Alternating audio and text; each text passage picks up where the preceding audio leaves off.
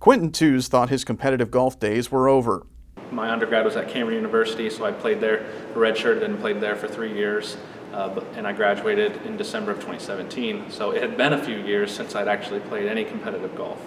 And so that was my main concern, really, was would I be able to access because I actually had my clubs up in storage for 2 years.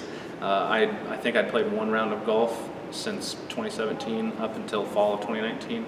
But an emailed call for prospective student athletes opened the door for one more year.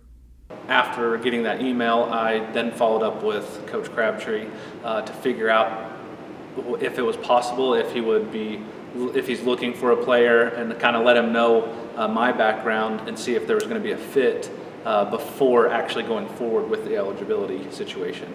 And so we had a really good discussion about, yeah, he was interested, and then working on eligibility.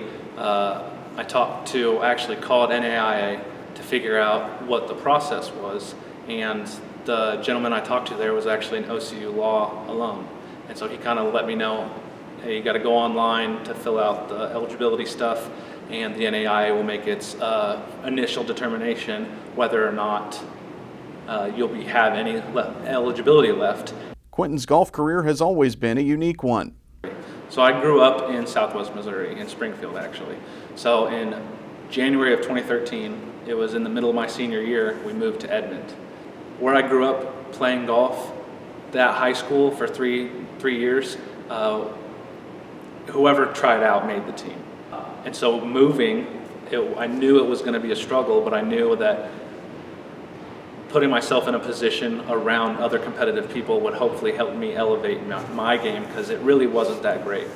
And so when we moved, you have to try out for the team in the fall. So they had already done tryouts. So technically I didn't even know, even if I moved before, I didn't even know if I tried out, if they'd allow me to play that last semester. At Cameron, I didn't feel like I contributed a lot there. I played in a number of tournaments, and I did fairly well, because I originally was a walk-on my first 2 years, and then worked into a scholarship opportunity the last 2 years. And so I didn't feel like I got to the level that I wanted to there. But his final year of collegiate golf may be the most unique of all. From what I've gathered, I've only read 2 other instances where this has happened. Quinton is in law school. He spends most of his week balancing classes and case studies, practice rounds, and workout sessions. I'll wake up around 6 or 6:30. My brother and I will go to the gym. We'll work out till about 8:45, 9 o'clock, and then I drive into the city and get to the law school. I usually read before class, make sure I'm acquainted with the material that we're going over that class. And then if I have a break, I'll go out to Lincoln Park, hit balls, putt and chip, get some practice in, and then I'll come back to the law school. And then I get done with classes this semester, Monday through Thursday, about 4:15 every day. Sometimes I'll stay an hour after class is over, read some more for the next day, or I'll head home, eat dinner, get to bed early so I can get up early the next day. All while also maintaining a young marriage. I know there are times that I am away for a while with school and golf and stuff, so getting home and not spending as much time with her is definitely probably one of the bigger drawbacks. But no, she's been absolutely supportive in helping, make sure that I get my schoolwork done as well as practice, and being there for me, whenever I need anything. Quinton feels that his experience navigating this journey will prepare him well for his future.